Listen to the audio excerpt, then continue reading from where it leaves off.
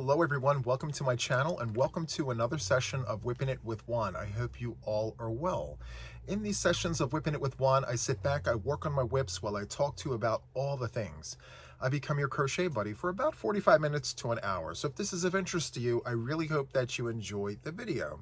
As I always ask for these sessions of Whipping It with Juan, what is on the hook? And for this session, I have 3 whips to showcase. I may start a brand new one, I'm not sure. Let's jump right into this. I'm going to showcase the first one. Here it is. This is my Lacy Shells blanket. This is a donation blanket and I'm halfway finished. I have 5 one-row repeat sections to complete. Here's the first one, here's the second one, and I'm on the third one right now. So by the time I get to the 5th one, I'm finished. I'm working this up with a 6.5mm US letter K Susan Bates hook. It's right here. So there's that one, and I'm working this pattern out of this book here. It's called Quick and Cozy Afghans. This is a vintage book. I originally said that it was Leisure Arts. It is not. It's called Oxmoor House. So Oxmoor House, and I have a second pattern that I'm working out of this book. It's called Keepsake Cover Up. I'm going to show you a picture of it. It's right here. Keepsake Cover Up. And at first glance, I thought it would be perfect for the season, but following the directions, they're suggesting a 6.5 US letter K and a 4-weight yarn. And I did a piece here and it's too holy for the season. We're about to go into winter. This is a spring blanket with all of the holes. So I may frog this back and hook down, or I may frog this back and pick a different project. Stay tuned. So there are the 2 patterns that are being worked out of this book. And the third one that I have here to showcase is my 2-bit granny. So this is the car blanket. I needed a blanket for the car, and my goal is to get this to 52 inches. And it currently measures 42 to 44 inches, I believe. So we're almost there. I have all the colorways picked. I'm very excited to tell you that the next color coming on after this mauve color is raspberry. So that is the next colorway. And I'm not sure what color will be going on after that, but I'm working this up with a 5.5 US letter I Susan Bates crochet hook. Okay, and last but not least, the final one that I would like to start on today's session is another 2-bit granny blanket. I just love making these. They're so much fun, and I have tons of skeins that look like this.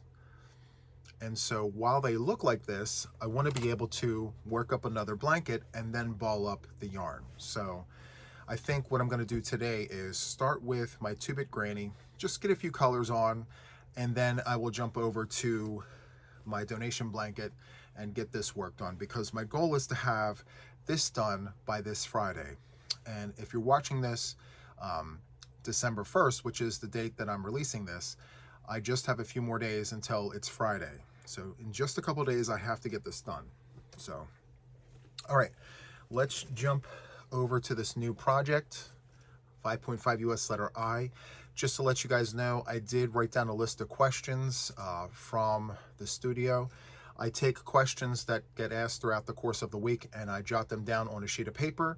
And as I chat with you guys about all the things, I pepper in questions that you guys ask. So if you have anything that you would like to ask, feel free to do so in the comments below. It gets sent to me through the studio and then I jot them down and I'll save them for the next Whipping It with Juan session. Okay, so I think this time around, I'm gonna start with another color outside of white. So I started with white this time around for this blanket. I think what I'm gonna do is start with this little ball of neon orange. Yes, and I have to tell you, the smartest thing that I could have done for myself was to hook down to a 5.5 US letter I crochet hook. I like the fact that the stitches are tighter. It's neater. I mean, I really love crocheting with my 6mm US letter J, but there's a distinct difference with just that step down. It makes a huge difference. And I mean, the ball bands do suggest a 5.5 US letter I. And, you know, perhaps that's the reason why they suggested it, because maybe they know what the stitch definition would look like. I'll show it to you again. It's really, really nice. So, and I don't think my tension is tight at all, but, and this is what a K looks like. Different stitches, but it's a little looser, but you still get beautiful stitch definition with a 6.5. So, yeah. And all of this yarn is Loops and Thread Soft Classic, so I did not change labels at all. All the yarn that you're looking at today is all the same label, Loops and Threads. All right. So I do have my coffee. I have my Dunkin' Donuts hazelnut coffee with caramel macchiato creamer. I also bought regular creamer. I know. I bought regular creamer as a backup in case I ran out of my flavored creamer. How many of you guys do that? Am I the only one? I feel like, you know, sometimes it's nice to change it up, you know, to just have some variety there. So I wound up getting a bottle of my flavored creamer and then a bottle of my regular creamer. And so I ran out of the flavor. I'm now on the regular, and I have to make a trip to get some more of the flavored. Very, very nice.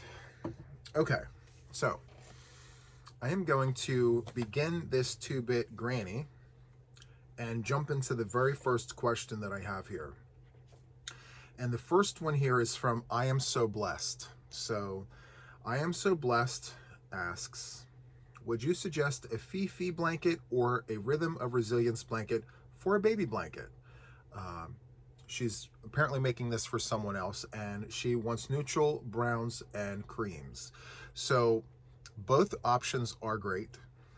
I think both would make a great baby blanket, but one does edge out the other, and it would be Rhythm of Resilience. Those shells worked up in various colors, regardless of the colors you choose, would look absolutely beautiful. So that would be my suggestion. And by the way, Rhythm of Resilience is a 2-round repeat. So it's a lot of fun to work up once you learn the rhythm, the cadence of how that pattern works. It's really, really easy to work up. So I strongly encourage you to try out Rhythm of Resilience if you haven't tried it out yet. And I do have a tutorial for that blanket, actually for both blankets, for both left and right-handed crocheters on the channel. So feel free to check those out if you haven't already. And if you need a written pattern, written patterns for both of those blankets are on my Ravelry, Juan the Yarn Addict, and I believe that link is in the show notes. So check that out if you're interested. Okay, and hopefully that answers your question. Thank you so much for asking. And let's see. The next one comes from Alice, and I think this is a really good question because it's one that I don't get often, but I always anticipate people asking. So Alice asks, how do you buy yarn online and you haven't even touched or felt the yarn before? Like, so I completely understand. Many people ask that. Like, how are you so confident in the yarn that you purchase if you haven't touched it before, if you haven't tried it? So I'm that person. I buy the yarn so you don't have to. That's why we do yarn reviews on YouTube. You know, a lot of people come and they watch the yarn reviews because they gather their own intel. You know, they're learning through me, you know, and that's why I always suggest watching these yarn reviews, because maybe you're gaining some information that you didn't know about that yarn beforehand, you know, and opinions are subjective, but that's why many people review the same yarn. So you can watch 10 different people review the same yarn, and you can gather information from all 10 people and then formulate your own opinion about the yarn before placing your order. And so, yeah, so my direct answer to that is I try it by trial and error. I buy plenty of yarn that I don't care for, but that's why I have share boxes. If I find yarn that I don't care for or I have too much of, it goes into the share box because I may not like it, but someone else may love it. And yeah, not every yarn is everyone's cup of tea, but it's someone's drink of choice. And so that's my thought process behind that. So yeah, the yarn definitely is not going to waste, but it won't stay here if it doesn't have a purpose. So thank you so much, Alice, for your question. And I thought for one slight moment, perhaps I do a 3-bit granny, but no, I'm going to stick to the 2. I like it because when you get further out in these blankets, I mean, there's a lot of stitches in the round. You know, when you get to 50, 52, 60 inches, that's a lot of stitches. And so it's nice to be able to change colors after 2 rounds. So we're going to stick to two rounds per color. Okay, so there's another question here from Judy, and I get asked this a lot. So Judy asks, I would like to make a corner-to-corner blanket. Do you have a tutorial? So the answer is yes. I have 2 tutorials for corner-to-corner blankets. I have one for the channel that's been there almost 2 years, and then I have one that I made last year for the members. And so, yeah, the original one is still on the channel. I do have to change the thumbnail though. I'm not really happy about the hat that I'm wearing, but if you type in the search bar Juan the Yarn Addict corner to corner or Juan the Yarn Addict C to C, it'll come right up.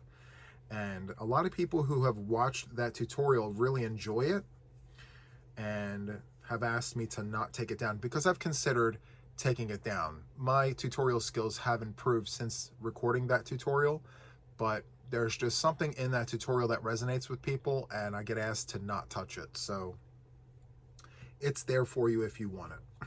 Okay, so let me quick change colors here. I think from orange I'm going to go to this blue. I love contrast, so if I work with a light color, I'm going to jump to a dark color. It just makes the blanket pop. I really love it. So let me go ahead and change my colors. Did I bring scissors? Did I bring scissors? I'm usually, well, I've gotten better about it, but I thought I brought scissors. No? So unprepared. Okay, I will find them. I know I have them here. I said, Juan, don't come into the studio unless you have scissors. I have my snips. Perfect. My craft snips. So let's snip away and change those colors. It's so much fun in the beginning. You know, the rounds are short, just so many stitches, and then all of a sudden you're changing colors again. It's perfect. I love it. So great. Okay. So let's do my chain 3, turn the work. And by the way, I have a tutorial for this. It's called the Perfectly Squared Granny Square. And it's fun because the join to close the rounds, it's a little different. And then I also turn my work. I turn the page and it keeps my work from leaning. It keeps it perfectly straight. There are ways to do the granny square all on one side and keep it straight, but this is how I like it for me. And so I shared that information with the viewership, and it's a tutorial on the channel. Again, it's called the Perfectly Squared Granny Square. I've also got the rectangle. I've got the modern granny square, the modern granny rectangle. All of that is on the channel. Feel free to check out those tutorials if you're interested. Okay, so let's jump to the next question. This is from Jean. So Jean asks, have you ever ordered from Crochet Yarns in Daytona Beach, Florida? Well, not only have I ordered from them, I've actually been there and I met the owner, Melissa. She's very, very nice, very kind person. And she gave me the tour of the store. the front of the store, the back of the store, all the things. And I got to tell you, she runs a really tight ship there. Very, very nice. And very organized, orderly, and all the things. It kind of reminds me of my yarn wall. Very, very nice. She's got some really great yarn. One of my favorite yarns from her is called This Is It. That's the name of the yarn. This Is It. Tons of different colorways. I mean, the possibilities are endless. It is acrylic yarn. However, it comes in tons of different colorways. And you can buy it in 4-packs. You can buy singles. However you want it, you can get it. And she's got a site-wide discount, and I'm not an affiliate. I just really appreciate her yarn. I mean, I appreciate her as a person. So she's got a code at Crochet Yarns. If you go to Crochet.com, I believe it is, at checkout, there's a code that you can put in. It's called Gimme10. All one word, Gimme10. And it'll take 10% off of your order. So feel free to check her out. So yes, I have ordered from her multiple times before going down there. And then when I went down there and actually saw everything firsthand, I just started cherry picking. I'm like, I want some of this, I want some of that, this, that, this, that. I filled up plenty of bags. And I've done some giveaways after coming home. I shared some of that yarn with the viewership. So it's very nice. I plan on doing that again the next time I'm down in Florida. So I wound up in Daytona Beach because I recently, well, not so recent, but last season, I drove blankets down to Nancy over at She's Got Yarn for Camp Boggy Creek. And after all that was done, on my way home, I decided to stop by Daytona Beach to visit Crochet Yarns. And yes, I'm so glad I did. And, you know, when we got there, there was no one there because we were so early. We were so early, and just as we were about to pull off, because we thought to ourselves, well, you know, maybe we're just that early, you know. Just as we were getting ready to head back to leave, Melissa pulls into the parking lot. And so, yeah, by chance we had our visit, and it was great. We spent a few hours in the store just looking at everything, touching everything, and it was really, really nice. So, yeah, if you haven't tried it, please do. You won't be sorry. The yarn is really nice, and she's got different weights of yarn, so it's not all 4 weight. She's got DK weight, she's got sport weight, she's got all the weights. I don't think she's got jumbo. I don't think she has a jumbo number 7. I didn't see any. She may have, you know, she may have some now, but when I was there, I didn't see any jumbo number 7s. But I've seen everything up to a super bulky number 6. And she's got tons of notions and bags and accessories.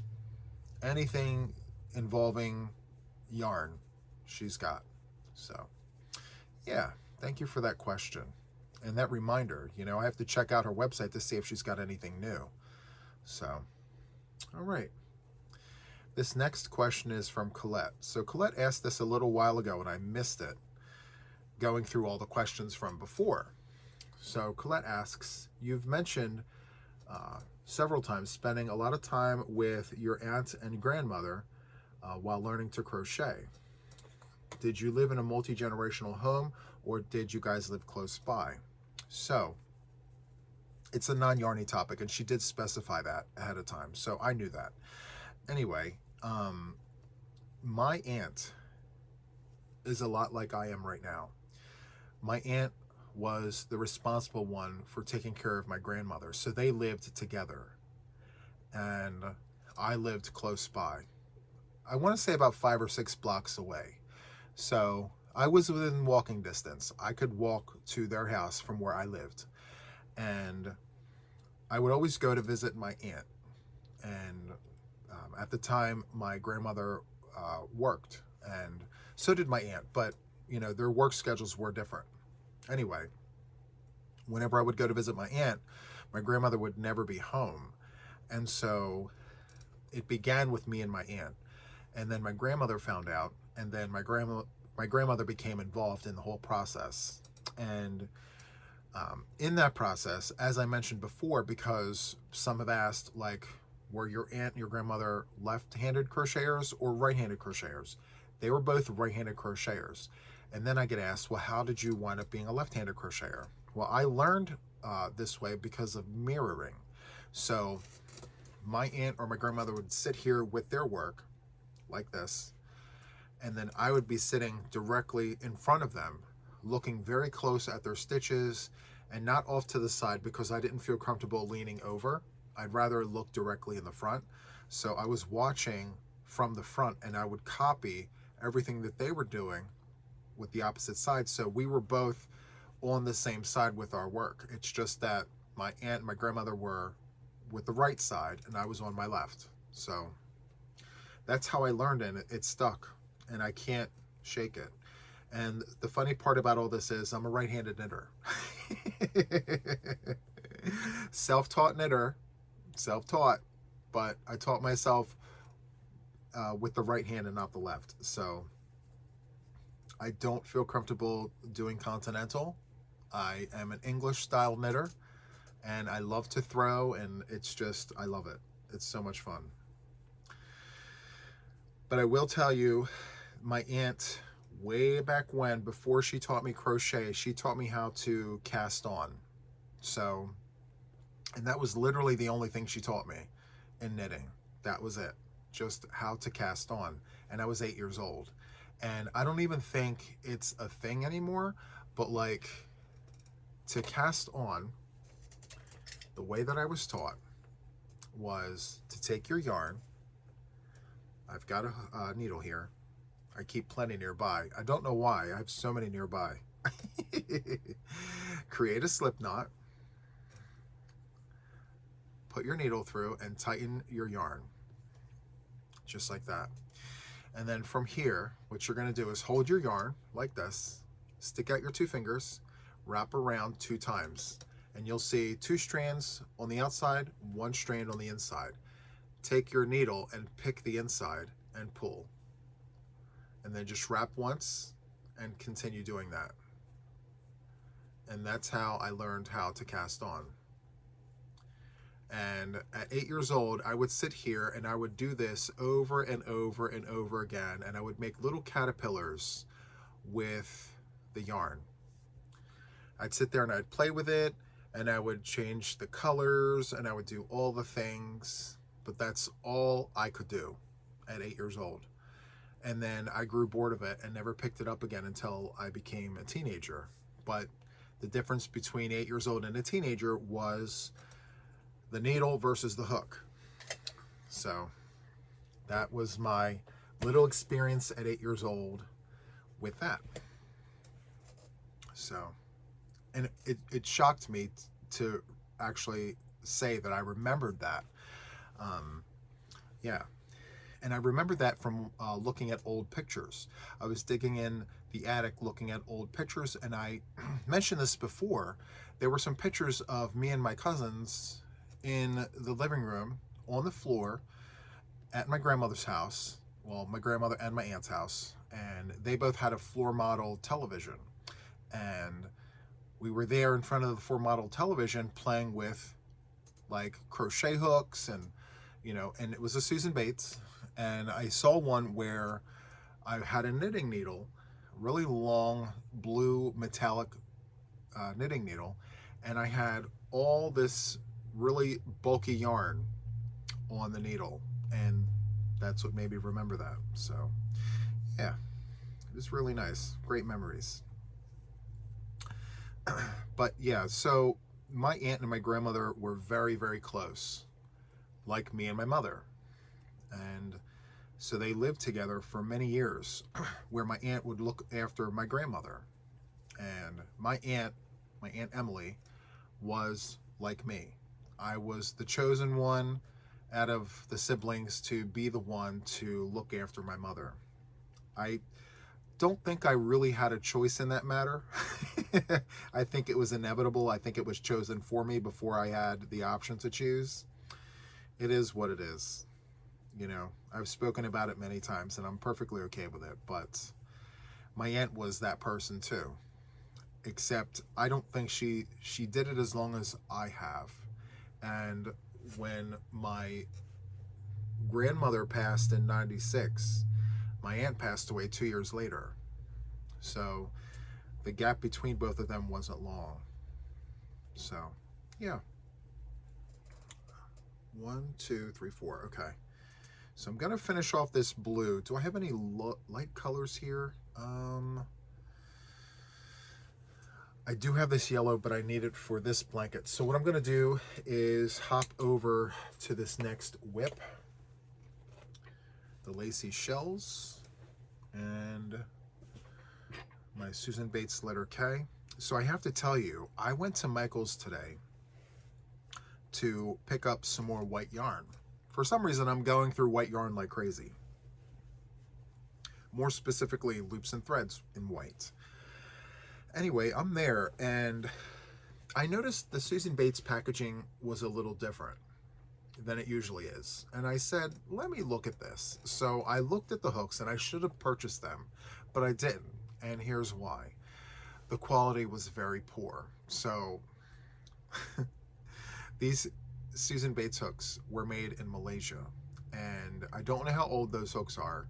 However, when you look down the hook, Susan Bates, okay, it's flat. I'm looking straight down at the hook. When you look underneath the tip of the hook, there's usually a bevel, and I've spoken about this many, many times. There should be a bevel there, and it helps hold the yarn and all the things, and that bevel should be like a horseshoe under there, you know? Well, I have no idea why, but all of the hooks that were on the peg at Michael's were flat. They were all flat. So I could look, no bevel, straight across, flat. And I'm like, is that really a Susan Bates hook? Because every Susan Bates hook that I've seen had even the one I'm holding. And this one here was one that was made in Mexico. It's not a vintage one, it's a classic. Not quite 20 years old, maybe 10, 15 years old. And you have the horseshoe there. You have the bevel, everything is there. But these ones that were made in Malaysia and the ones that were made in India are flat. I don't understand. Did they change the recipe? Did they change the machines that create these? I'm not exactly sure. I was disappointed. You know, I went in there because, again, I was picking up white yarn, but I noticed in my stash that I'm missing the smaller hooks with the black handle.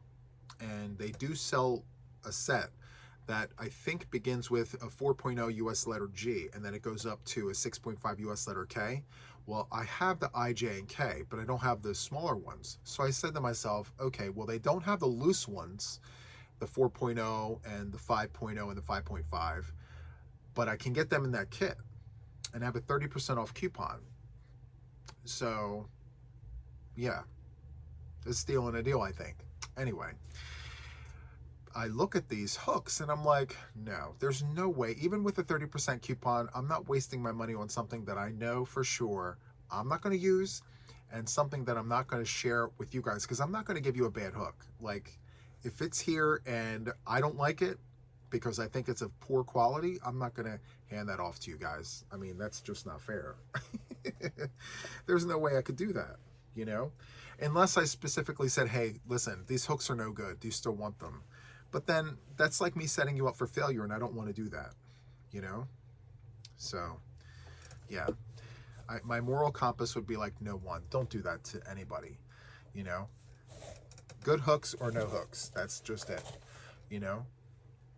So, let me attach this fuchsia. Fuchsia is the next color going on this blanket. And this blanket does work up quite fast. I think my hang up is just being busy, having everything else on the hook, on the needles, trying to divide up my time and manage it with everything else going on. I want to remain productive. I don't want to have a week where I don't have any finished objects. I just can't have that, because to me, if I don't have anything finished, my week was not productive. So, yeah. And since my donation blanket season is officially over, I think it's very manageable to do one donation blanket a week. I think. And I mentioned this before. I may have weeks where I can't get one of these done because I have obligations to the channel, whether it be numerous tutorials that have to be dropped in the same week or, whatever. But I'm trying to, maintain that one blanket per week, So anyway, this Lacy shell stitch, I mentioned this a few times. This stitch has been seen all over YouTube, and it's called all sorts of things. I mean, it's literally 3 double crochets, chain 1, 1 double crochet, and you're working this stitch into that one chain space.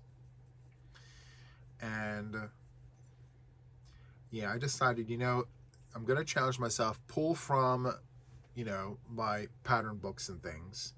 And I said, wait a minute, this is called like 5 other things, But I said, I'm going to follow the pattern because this pattern book has been here since 1984. And besides, it has a really nice border to it. So I figured, why not try it anyway?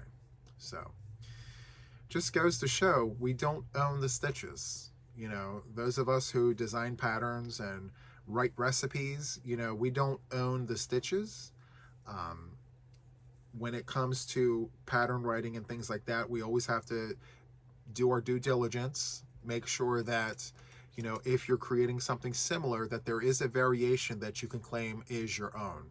There's a whole thing about that, You just have to make sure that you have good intent and, you're doing your due diligence when you're creating.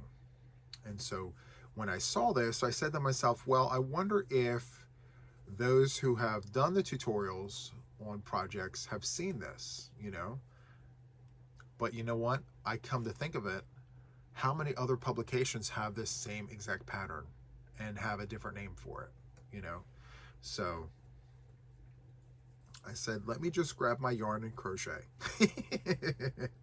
Just crochet the donation blanket one. Everything will be okay. So, yeah. I only wrote down 5 questions for today's Whipping It with Juan from the viewers. And as I mentioned in the beginning, if you have any questions that you would like to have answered during these sessions while I sit here and crochet, feel free to sound off in the comments below. I don't really think of any question being a dumb question. This is about to sound very cliche. I think the only dumb question is one that's not asked. So don't feel embarrassed about asking your question.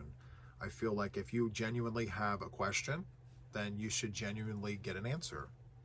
So, yeah. I do want to speak to my Cronit hat. So a lot of you guys had suggestions for what we should call it. That's the Cronit hat right there. So let me just speak to that for 1 second. That hat right there begins with a cast on of 44 stitches. And before I go any further, yes, I have a large head, but it's not humongous. I have an adult size head. It's 23 inches. And while there are many people who have smaller heads, yarn stretches.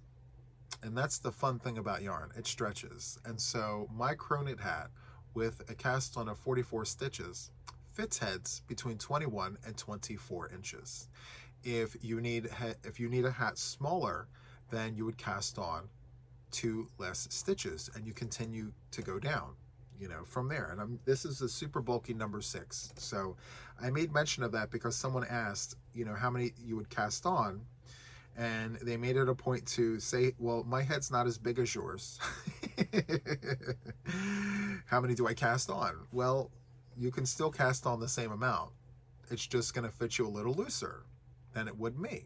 So anyway, I cast on 44 stitches, and then I work the stockinette stitch in the rounds for 6.5 to 7 inches, and then I transfer my work to DPNs, which some people have suggested, hey Juan, grab, you know, your circular knitting needles, 32 inches long, and, you know, do your decreases with that. It's a lot easier, the magic loop. And to be perfectly honest, I have no issues working with DPNs. I actually like it. It's fun. So those are my DPNs right there. I'm enjoying it. I'm doing my decreases in the round with this one right now. So I'm going to continue doing my decreases. Each needle gets a decrease until I have 3 stitches left on each needle. And then I'm going to grab a piece of yarn, weave my yarn through the last of the stitches, and then drawstring it closed, tie it nice and tight, and then sew in my ends.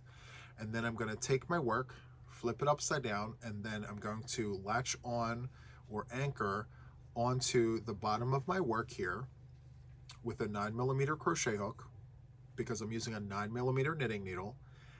I'm going to do a single crochet for 7 rounds in the back loop. But here's the thing that I didn't mention last time. When I get to this point, when I'm ready to put on my brim, I have to turn the work inside out and work my single crochets in the back loops from the inside, because when I go to fold it, I want those details, the loops, I want them on the outside, not the inside. So I turn my work inside out and I do that. I don't mention that because it confuses people. So I just wanted to let you guys know that that's what I'm doing. So yeah, love that. So I'm not committing to making one of those a week because I'm eventually going to run out of woolies. I don't have a never-ending supply of woolies because, believe it or not, the price went up. I went to Michael's today, as I mentioned, and I took a look at their woolies. They have some really great colorways. They have this one colorway called Raisin. It's great. It's like a flecked yarn, but it's an aubergine colorway. And the flecks are like bits and bobs of chocolate and black and cream. It's really nice. And there's this other colorway that is like a darker version of I don't want to say cobalt blue, more like a sapphire. It's a beautiful blue, but it's like a heathered blue. I can't remember the colorway name, but absolutely gorgeous. And then I went to go look at the price. And I said, you know what? I'm going to wait for a sale. And while Michael's had a sale, I think it was 35% off if I purchased online, or buy one, get one if I made the purchase in the store. I didn't have enough coupon money left to work that deal in with the sale. That's what I like to do. I like to stack the sale, like with the coupon, to really maximize my deal. So I didn't have any coupon money left. So I said, you know what? I'm going to wait. Once I have some coupon money stacked, I'll come in here and I'll grab some woolies. I do have my eye on a few of those colorways. Now, I've got this one here. This is barley, right? I've got another one here called cranberry. It's a cranberry red. And for this one here, I am making this a little different. I mentioned this morning in the Wake Up with Juan. I'm actually working my 2x2 rib. I'm starting from the bottom with the 2x2 rib and working up. Now for this one here, I cast on 44 stitches and then I did 1 round in the knit stitch. I knit 1 round to really solidify my stitches, and then I started my 2x2 rib. So 2 knit, 2 purl, 2 knit, 2 purl all the way around, and I'm on round 3 or 4. So I'm going to go maybe 8 rounds, and then I'm going to begin my stockinette stitch. I'm just not sure if I should next time, not this time, because this is my first one. So I'm going to continue on with the same size needles, but I think in the future, what I may do is begin with an 8mm circular for the rib, and then graduate to the 9mm for the hat, so that there's some extra stretch there for the rib. I'm not sure. I mean, that's what my brain is telling me I need to do, but I'm still working my rib here for the first time, and you know, I have learned something about knitting I should share with you. I didn't I didn't realize it until this morning, and when I spoke to it, a light bulb came on. So I was literally in the Wake Up with Juan, and I was talking about my work, and I held my work up, and I said, so if I'm looking at the purl stitches in front of me, that means when I'm working in the round, I need to work the purl stitch. If I don't see the bumps, the purl bumps, and they're on the other side, that means I knit those 2 stitches. And so I'm reading my knitting. Like, I've never done that before. And so I can clearly see my purl stitches, my knit stitches, and I can kind of know, like, now I know which stitch is which and where to continue on from there. And so that light bulb came on, and I'm like, oh, okay, I now know what it looks like. For the longest time, I was working like I was in a dark room. I'm like, what am I even looking at? I just know where to put the needle, where to wrap it around, and where to flick it off at. But what am I looking at? And so I finally figured it out. So I'm very happy about that. And I think with the light bulb on, I can see more things. Which, by the way, I did not get a chance to show, but I have my swatches completed, the first 2 of the book that Debbie got me. So this book was sent to me in Happy Mail from Debbie, and I mentioned that I was going to make these swatches, and I was going to start from the very beginning, which is the garter stitch, and then the stockinette stitch. So I have these first 2 completed, and here they are. So this is the garter stitch swatch. Okay, that's the first one, and I'm going to keep it here in the book, and I'm going to show it again, so you don't have to look up if you don't want to. And this is the stockinette stitch. Look at how pretty that looks. Anyway, the next page is a 1x1 rib. So 1x1 rib is the next one. I actually jumped over to the 2x2 rib for my hat. So I have yet to do these 2. But I'll keep you posted. Hopefully I'll have them done by Friday's podcast. We still have some time in between all of it, so. Anyway, I'm almost done this row. Once I finish this row, we will wrap up. I was asked recently, Juan, you know, for the longest time, you really didn't speak much about Susan Bates. Why now all of a sudden? Well, the thing about it is I've had all of these hooks the entire time I've had the channel. I have all kinds of hooks just sitting here, and I don't really have enough time to speak about each and every one that I have, you know? So there will be times where I'll be talking all about clover hooks and all about dots hooks, and because I have all of those. And so, you know, I believe there's a purpose for all hooks. I believe there is such thing as a bad hook, a bad quality hook. But I believe all hooks have a purpose, you know. And so at some point you will hear me talk about all of the hooks that I have at some point, but not all at the same time, because it can be very confusing.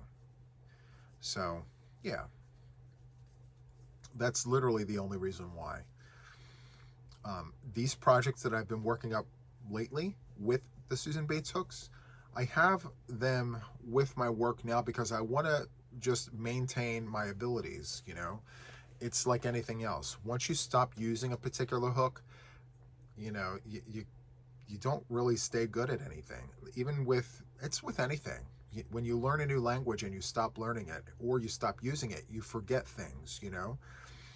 And when you're working with inline hooks versus tapered hooks, there's a certain feel.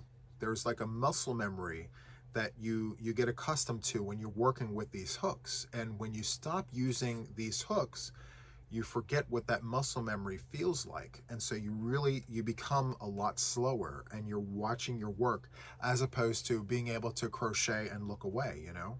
So if you notice, I'm spending a lot of time looking at my work, and that's because I've spent many years not using a Susan Bates hook. But I do like the way that my work turns out with these hooks. So I just have one more shell to do. Chain one double crochet, and then the last double crochet there, and I'm going to cut.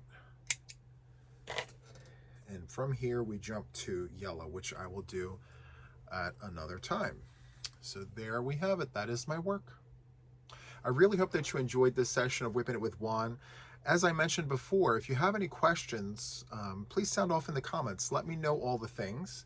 I'll jot them down on a sheet of paper like I did here, and I'll use them as talking points for the next Whipping It with Juan. I'd love to hear what you guys think. So that is all from me for now, and until the next one, take care. Bye.